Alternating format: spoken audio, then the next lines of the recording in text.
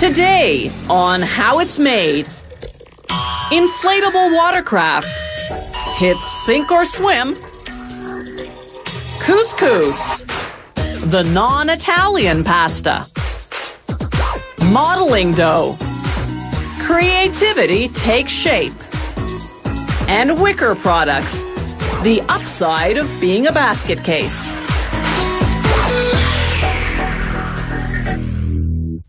Today's inflatable watercraft range from rafts and dinghies to canoes and kayaks.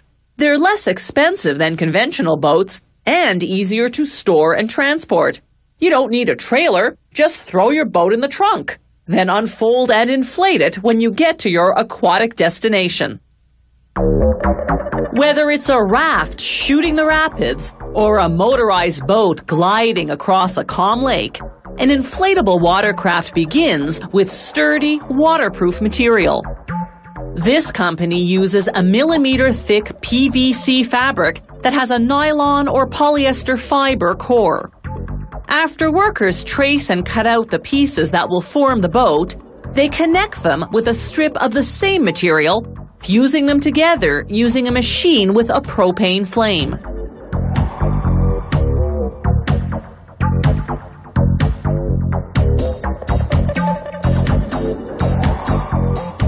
The intense heat melts the surface of the PVC until the pieces bond. Here's that bonding action in slow motion. Next, they fuse a strip of pure PVC to the underside of the joint. This ensures that air won't leak out of the boat where the pieces connect. Inflating the boat will pull on the material surrounding the air valve, so they reinforce that area with a round piece of PVC called a doubler. This high-frequency welding machine applies 127 kilograms of pressure and heat-generating FM waves to fuse the doubler in place. Then they cut a hole in the middle of the doubler for the air valve.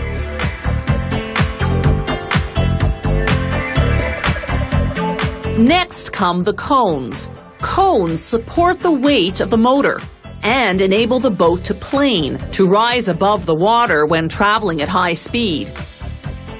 Using the propane flame machine, workers seal together the ends of the boat, then insert the inside cone piece just before they close her up completely.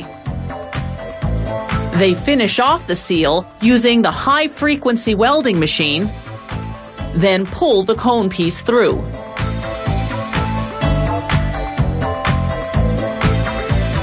They inflate the boat until the pressure forces the cone piece into place.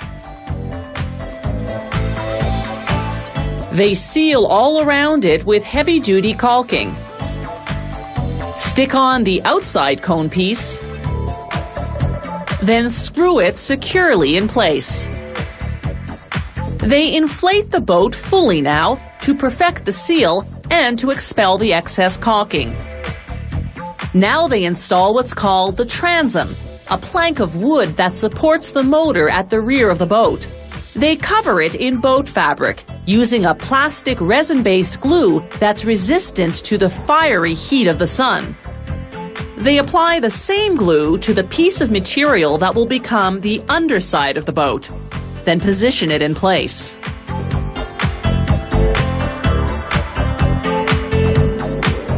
After gluing on a bumper made of hard PVC, they coat the boat's underside in a liquid plastic resin.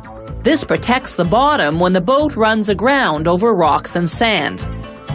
They test inflate the keel, a stabilizer that runs the length of the boat.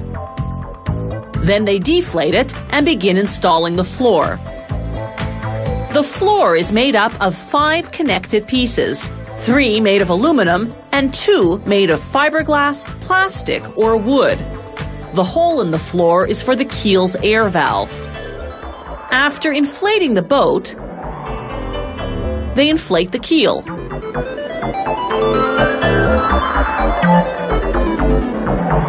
Now they can take measurements to determine where to position the oars. First, they glue on the oar locks, the pieces that hold the oars in place. The oars are made of aluminum, so they're lightweight and they won't rust. The motor is 6 horsepower to 50 horsepower, depending on the size of the boat.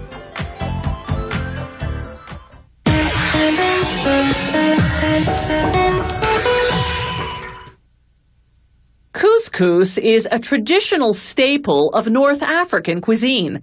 It looks like a grain, but it's actually pasta. These days, few people make couscous from scratch. Even in North Africa, they usually buy their couscous ready-made and just steam cook it. Couscous is the product of culinary simplicity. It's made from one ingredient and one ingredient alone: wheat. Most often, the durum species of wheat. When you remove the grains, grind them, and sift out the finer flour, you're left with a coarser wheat flour called semolina. That's the flour from which they make couscous. The first step is known as hydration. An automated food processor measures about 1/3 water to 2/3 semolina, then mixes them for 3 minutes. The flour particles absorb the liquid and bloat into a raw dough.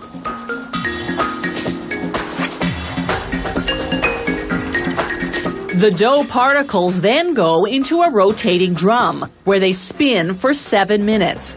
This rounds them into balls of varying sizes.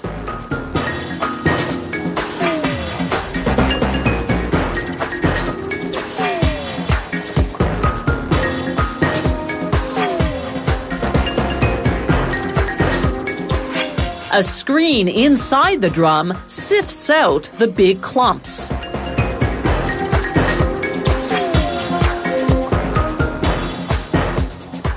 The raw dough balls go into a giant steam cooker for 15 minutes. The intense heat, 100 degrees Celsius, cooks the dough by gelatinizing the starch in the wheat. As the couscous balls exit the steam cooker stuck together, giant revolving blades break them up.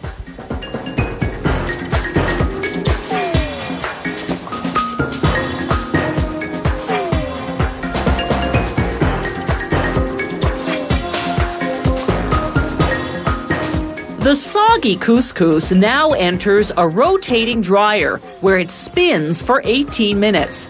This removes 22% of the water. The remaining moisture is necessary to prevent the couscous from drying out in the package.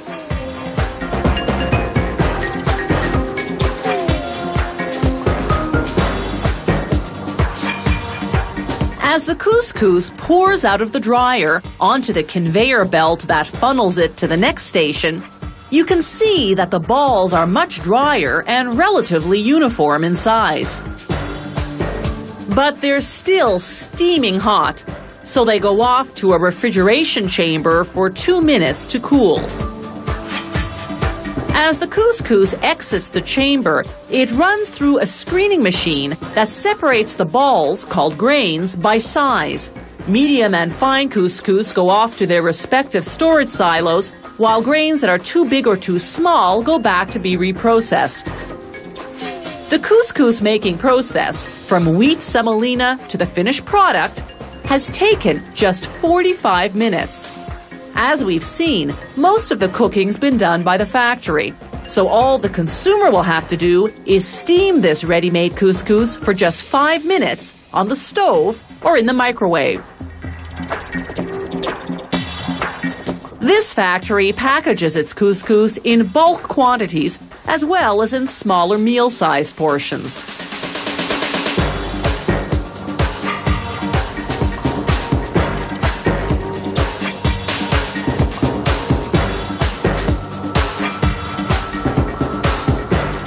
Today, ready-made couscous comes in many different flavors. And depending on the dish you're making or your personal preference, you can choose medium grain or fine grain. Plain Plain or flavored couscous is becoming an increasingly popular side dish, an alternative to rice, potatoes, or noodles. You can even buy main course couscous kits that come with a can of vegetables and a packet of sauce.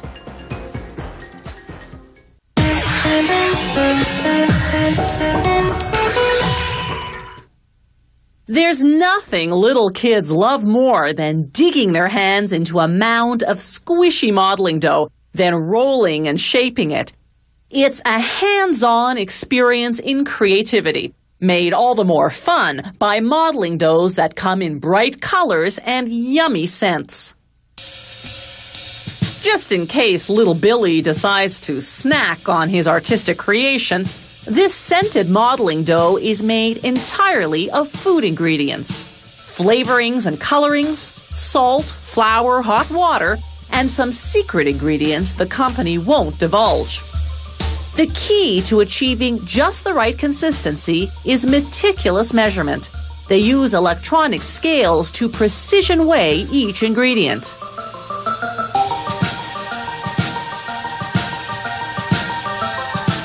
Bit by bit, they pour the dry ingredients and flavorings into the mixer. The amount of hot water they add varies according to the color and scent they're producing. The proportions are about 30% water to 70% dry ingredients. The last ingredient is food coloring, in this case, cherry red. For the modeling dough to come out just right, the mixing time has to be precisely 3 minutes and 20 seconds. When the dough comes out, it's roughly the consistency of pie dough. It's quite hot from all that churning, 70 degrees Celsius to be exact, but there's no need to cool it before packaging. It goes right into a machine called the stuffer, which cuts it into container-sized portions.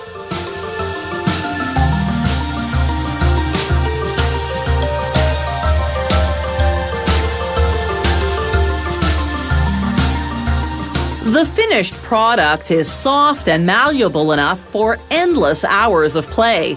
Besides smelling delightful, this modeling dough doesn't crumble, doesn't stick to things, and won't stain clothes or upholstery.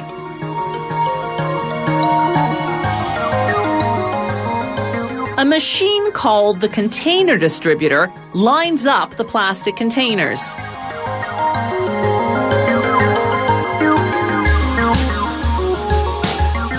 Then the stuffer drops a wad of hot dough into each one.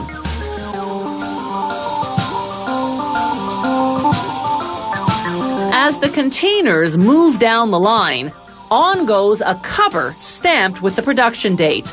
A compression roller then runs over the cover to create an airtight seal. Last but not least, a colorful sticker to boldly identify the scent.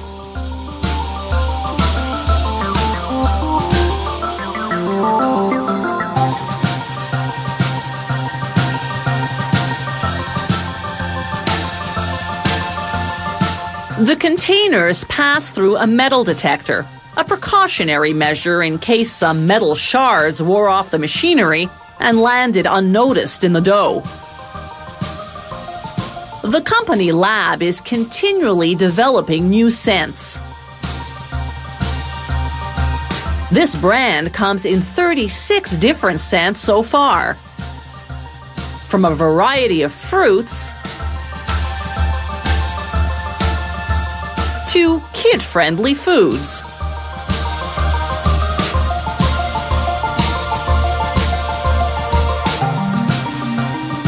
The lab is also constantly experimenting with new colors, though some, such as purples, are quite difficult to produce.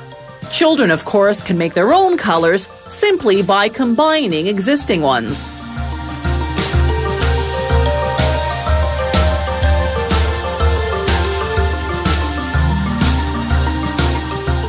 If you leave the modeling dough out of the sealed container for too long, it'll dry out. But because this brand is water-based, not oil-based like some others, you can revive it.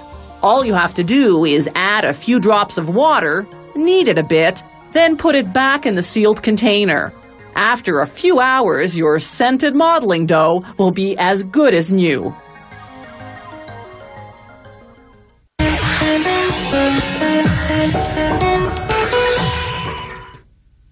Wicker is thin branches or vines flexible enough to be woven. Many plants can be used for wicker, such as willow and rattan. Quality wicker is very durable. You can find antique wicker furniture that's as sturdy today as in its heyday.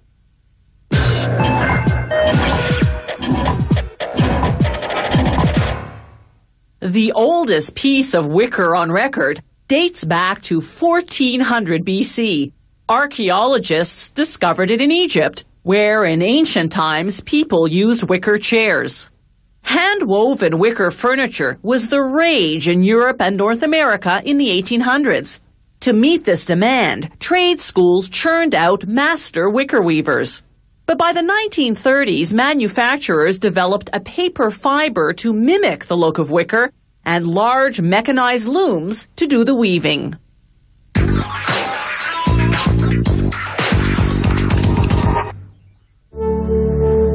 Today's genuine wicker items are usually made of rattan core, rattan palm tree branches stripped of their bark, then processed into different diameters and profiles.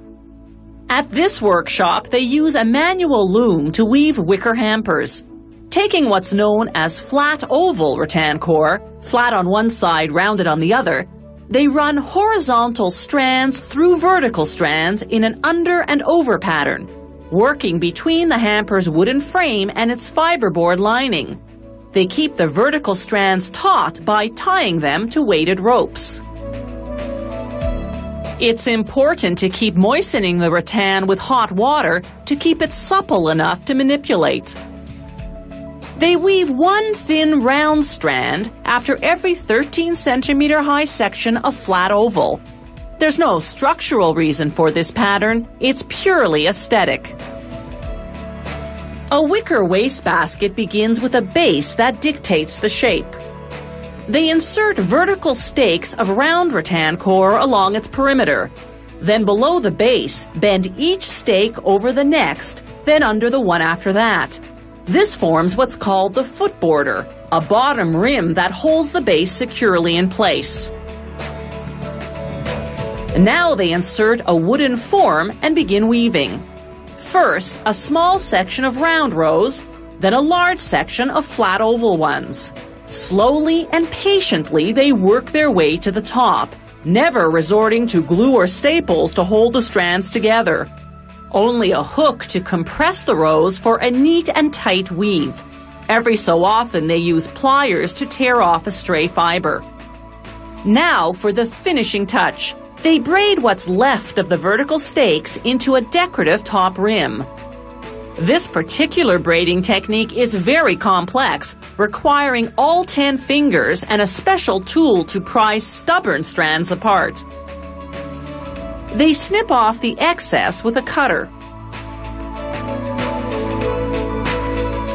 When they're finished, they remove the modular wooden form. Its components are numbered so they'll know how to reassemble them for the next basket. Another more decorative way to finish the top of a basket is this arch technique. They trim each vertical stake, bend it into an arch, then tuck it into the basket 3 stakes over. This measuring tool ensures the arches are of equal height, while this metal device creates a space into which to tuck each stake. Wicker weavers create magnificent designs by combining various shapes and sizes of rattan. A strand can be as thick as a pencil or as thin as a needle. While this doesn't quite fall under the category of wicker, it's not uncommon to see wicker workshops use other natural materials.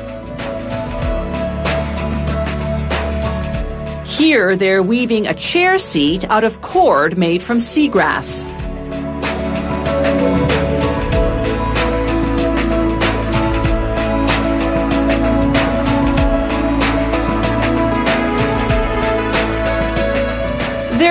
also wicker seating material. This pre-woven sheet is called cane seating or rattan peel. It's made from the bark stripped off the rattan branch. First, they force it into a groove in the chair's wooden frame. Then they glue in what's called spline, a strip of rattan core with a pointed edge.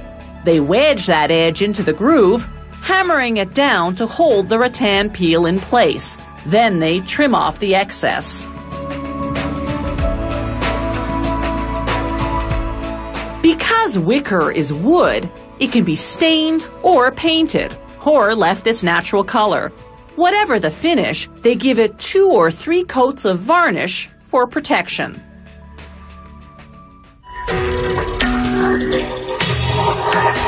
If you have any comments about the show, or if you'd like to suggest topics for future shows, drop us a line at www.howitismade.net. The How It's Made crew vehicle is courtesy of Subaru Canada. Kinks in Assembly put the police bike's NYPD debut in jeopardy. Tonight on American Chopper. Creative differences generate tension on the Hildebrandt restoration. It's American Hot Rod. Tonight. Scientists know that another massive eruption is due. They just don't know when or where. Supervolcano. Sunday.